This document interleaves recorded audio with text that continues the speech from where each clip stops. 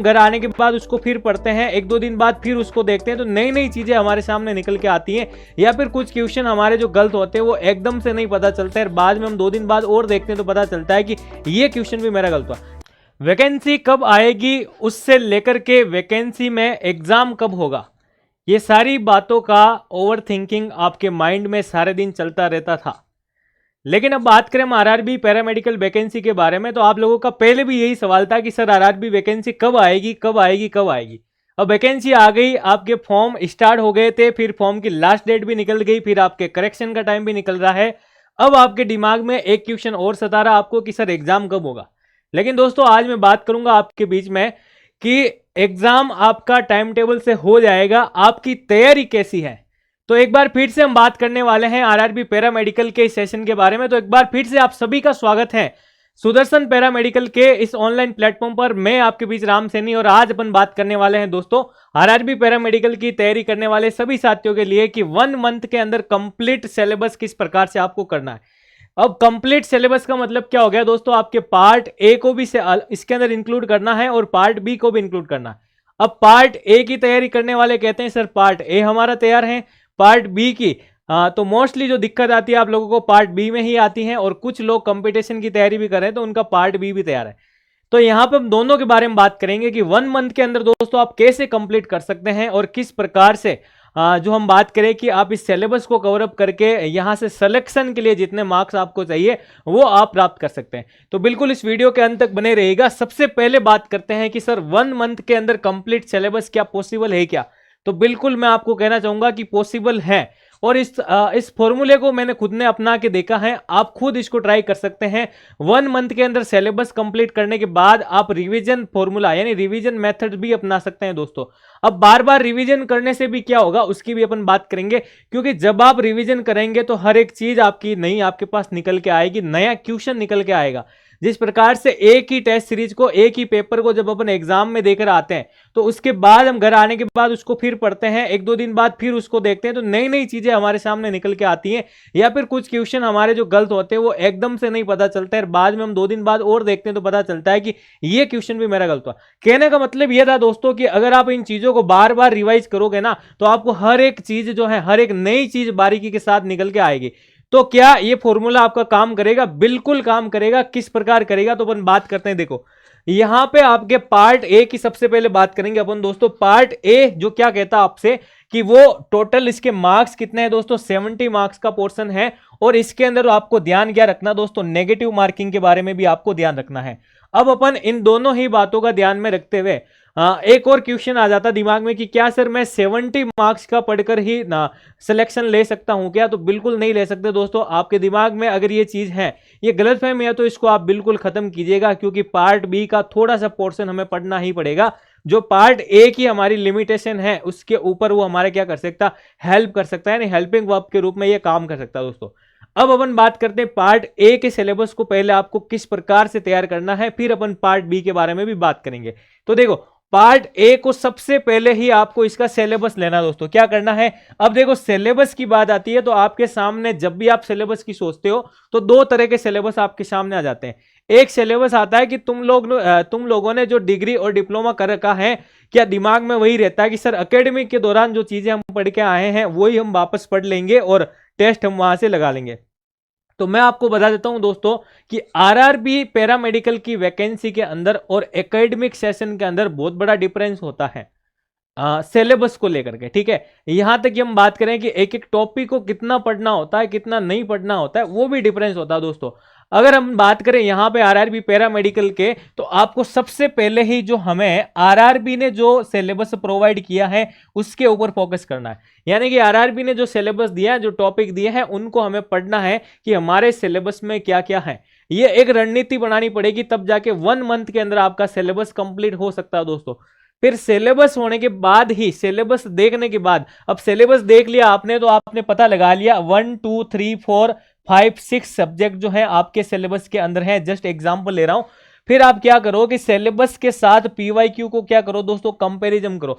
PYQ यानी कि previous year के क्वेश्चन, हम बात करें 2019 की वैकेंसी का पेपर उठा लो आप, उस पेपर को आप एक बार नहीं दोस्तों, उस पेपर को 3 बार देखो, और एक दिन में 3 बार नहीं देखना है, विद इन 7 डेज के अंदर ही उस पेपर को 3 बार आप देखिए। उस पेपर को जब आप 3 बार दोस्तों देखेंगे, तब आपको यानी कि तब जब आप इसका एनालिसिस करेंगे दोस्तों, तो आपको खूब सारी चीजें देखने को मिलेगी। क्या? अब खूब सारी चीजें यहां पे ये देखने को मिल सकती हैं कि आपके जो क्वेश्चन आए थे दोस्तों, इस क्वेश्चन का लेवल क्या था दोस्तों, क्या इसका लेवल क्या था, इसका जो टाइप ऑफ पैटर्न है, टाइप ऑफ क्वेश्चन है, इसकी अपन बात करें तो ये भी आपको पता चल जाएगा। तो यहां से ये दोनों चीज पता चलेगी दोस्तों आप, तो आप क्या कर सकते हैं, उसी पैटर्न पर नए क्वेश्चन की तरफ, यानी नए क्वेश्चन कैसे बन सकते हैं वो आपको पता लग जाएगा। तो ये दो चीज दोस्तों आपको क्या करना है, स्टार्टिंग के अंदर ही एक आप कह सकते हैं कि एक टाइम टेबल बना के, एक परफॉर्मा बना के इसको क्या कर सकते हैं, एनालाइज कर सकते हैं। ये दो चीज एनालाइज होने के बाद फिर आप क्या करेंगे, इस सिलेबस को दोस्तों आपको डिटेल में नहीं पढ़ना है, इस सिलेबस को डीपली नहीं पढ़ना है। इस सिलेबस को मेरे हिसाब से आप इस 3 बार पीवाईक्यू देखोगे तो आपको पता चल जाएगा कि मुझे आरआरबी क्या पूछना चाहती है। मेरे पास जो सिलेबस है उसमें से आरआरबी क्या पूछना चाहती हैं, या पिछली वाली वैकेंसी में, पिछले वाले पेपर में इन्होंने क्या पूछा था, उसी बेसिस पर हम क्या कर सकते हैं, अब जो टॉपिक्स हैं उनके दोस्तों क्या कर सकते हैं, शॉर्ट चार्ट बना सकते हैं। अब शॉर्ट चार्ट बनाने का भी खूब सारा तरीका होता है दोस्तों।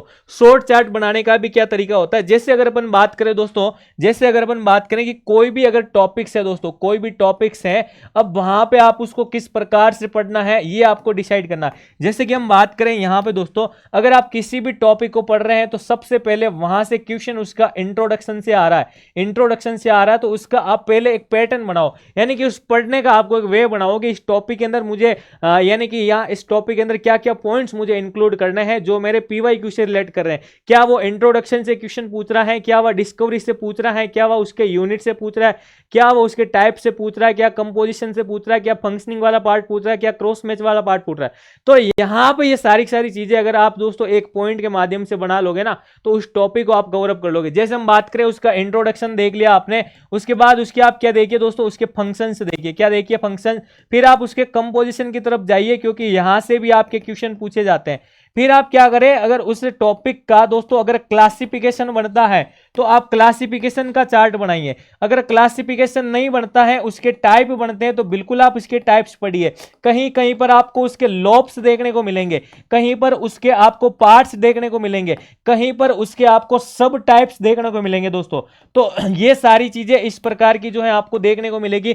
ये इस चार्ट के साथ ही सर हम बात करेंगे, यहां पे हमें कहीं पे एग्जांपल्स का क्वेश्चन भी पूछने को मिल सकता है, बिल्कुल मिल सकता है। कहीं पे आपको इसके डायग्राम के बेसिस पर भी क्वेश्चन मिल सकता है, तो एक डायग्राम से भी आप अच्छी शुरुआत कर सकते हैं। कुछ क्वेश्चन जो होते हैं वो थ्योरी के ऊपर यानी कंसेप्टिव क्वेश्चन होता है, तो कहीं कहीं पे यानी कहीं कहीं पर आपको क्या ऐड करनी है दोस्तों, थ्योरी। जो भी कहां पे करनी है, इंपॉर्टेंट जो टॉपिक है वहां पे आप क्या कर सकते हो, इसको अप्लाई कर सकते हैं। तो किसी भी टॉपिक के ऊपर ये सारी चीजें, यानी उस पेपर के अंदर आपको ऐसी चीजें पूछी गई हैं, तो आप उसको कोरिलेट करके बना सकते हैं। ठीक है, तो ये शॉर्ट चार्ट की मैं बात कर रहा था कि आप हर एक टॉपिक का, ठीक है ना, हर एक टॉपिक का अभी जो मैंने आपको बताया है, हर एक टॉपिक्स का ऐसा शॉर्ट चार्ट बनाइए जहां से उसके पीवाईक्यू से क्या हो रहा है, मैच हो रहा है, यानी कि वहां से आपके क्वेश्चन जो है क्लियर हो पा रहे हैं दोस्तों। तो इस प्रकार से आप इसकी तैयारी कर सकते हैं। अब आप शॉर्ट चार्ट तक पहुंच गए दोस्तों।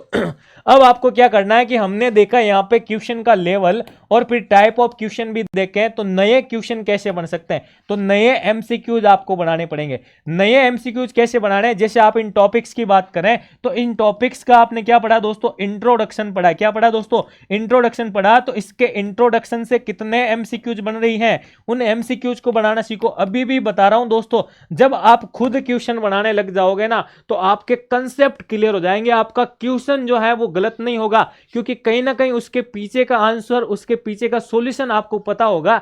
तो आपके जो ये वाली चीज है ना, ये नेगेटिव मार्किंग वाली चीज, ये श्योरिटी के साथ क्या होगी, ये खत्म हो जाएगी दोस्तों। ये क्या हो जाएगी, खत्म हो जाएगी। आप इससे बच जाओगे नेगेटिव मार्किंग से। कब, जब आप खुद बनाने लग जाएंगे टॉपिक को पढ़ करके, यानी सिलेबस के अनुसार टॉपिक को पढ़ करके एमसीक्यूज बनाने लग जाओगे। एक एक लाइन को पढ़ करके उससे जो एमसीक्यूज बन रहे हैं वो बनाओ। मान लीजिए एक टॉपिक आपने पढ़ा और वहां से आपने 20 एमसीक्यूज बनाए, इस टॉपिक से रिलेटेड पीवाईक्यू में कैसा क्वेश्चन आया था उसको मैच करो, फिर उसको आप मैच करो दोस्तों।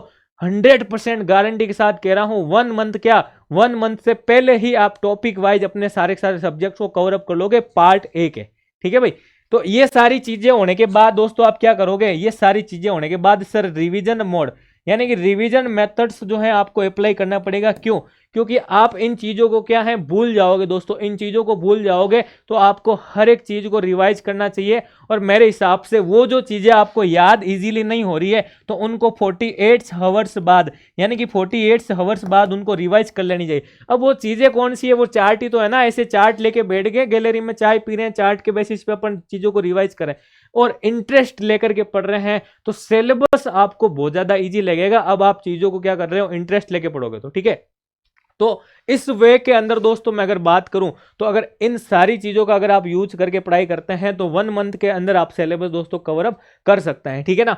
अब अपन बात करते हैं आपके ये टॉपिक्स भी हम बता दिए। टेस्ट सीरीज, टेस्ट सीरीज की बारी कब आती है, तो जब आपका कंप्लीट सिलेबस हो जाता है दोस्तों तो टेस्ट सीरीज ऐसी ज्वाइन करो जिसके अंदर आपके पीवाईक्यू भी ऐड हो और न्यू क्वेश्चन भी ऐड हो, जिससे आपको क्या पता लगेगा, आपके रिजल्ट का पता लगेगा कि हम जो है पढ़ रहे हैं उसका आउटपुट कितना मिल रहा है। तब आपको टेस्ट सीरीज का यूज करना चाहिए दोस्तों। लास्ट टाइम आपको क्या करना चाहिए, टेस्ट सीरीज का यूज करना चाहिए। इससे और भी चीजें सामने निकल के आएगी कि एक टेस्ट दिया आपने, कम मार्क्स आ रहे हैं तो दूसरी बार आप इंप्रूव करोगे, समझ गए आप, तीसरी बार आप और बढ़िया मेहनत करोगे तो कुछ कुछ जो टॉपिक्स आपके नहीं बन रहे हैं यानी नहीं याद हो रहे हैं तो उन टॉपिक्स को आप रिवाइज करोगे, वहां से क्वेश्चन आएगा तो फिर आप उसमें इंप्रूव कर सकते हैं दोस्तों, ठीक है। तो इस प्रकार से ये सारी चीजें आपको क्या करनी चाहिए, यूज करनी चाहिए दोस्तों, ठीक है। और इसके साथ ही आपको बता देता हूं कि टेलीग्राम चैनल मेरा दे रखा है जिसका लिंक आपको वीडियो में मिल जाएगा, बिल्कुल आप इसको ज्वाइन करें। पैरामेडिकल संबंधित छोटी बड़ी सारी इंफॉर्मेशन आपको यहां पे मिलेगी और अगर पैरामेडिकल संबंधित कोई भी डाउट हो तो बिल्कुल आप इस नंबर पर कॉल कर सकते हैं, ठीक है।